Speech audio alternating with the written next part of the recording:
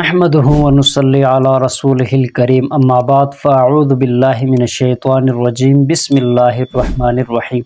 آج کا ہمارا پیغام جو ہے اہل فلسطین کے حوالے سے ہے کہ اس وقت مسلمانوں کو کیا کرنا چاہیے، کون سا عمل اپنانا چاہیے۔ تو انشاءاللہ تعالی مختصر بات آپ کے سامنے رکھیں گے۔ لازمی طور پر یہ آپ پیغام سن لیجئے، دوست احباب کے ساتھ اس کو آپ لازمی شیئر کریں۔ اس طرح کے مزید اہم معلومات اور پیغامات کے لیے، وظائف کے لیے، مسائل کے لیے اور بیانات کے لیے آپ اس چینل کو ضرور سبسکرائب کریں۔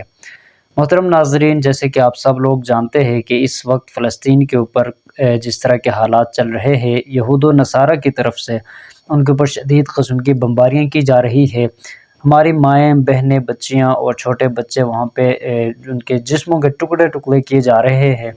اس وقت ایک تو یہ کہ تمام مسلمانوں کے آپس میں اتفاق اتحاد کی اشد ضرورت ہے۔ تو اس وقت جو مسلمان بذات خود وہاں جا کر ان کی مدد کر سکتا ہے، انہیں چاہیے کہ ان کی مدد وہ کرے۔ لیکن جہاد کی جو قسمیں ہیں وہ کئی قسمیں ہیں۔ اللہ کے رسول صلی اللہ علیہ وسلم کی حدیث کا مفہوم بھی ہے۔ ایک تو انسان خود اپنی جان، اپنا مال لے کر جہاد کے لیے اللہ کے راستے میں نکلے گا۔ اس کے علاوہ یہ کہ مجاہدین کے ساتھ امداد کرنا، ان کے ساتھ مدد کرنا، یہ بھی جہاد ہے۔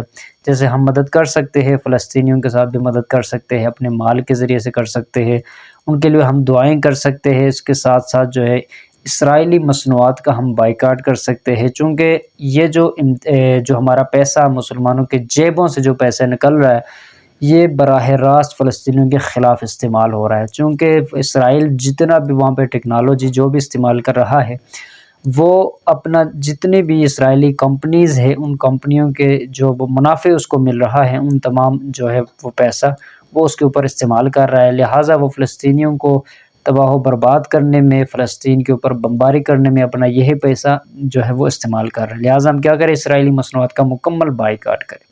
اس کے ساتھ ساتھ ہم اہل فلسطین کے لیے خوب دعائیں کریں، دعاؤں کا اہتمام کریں۔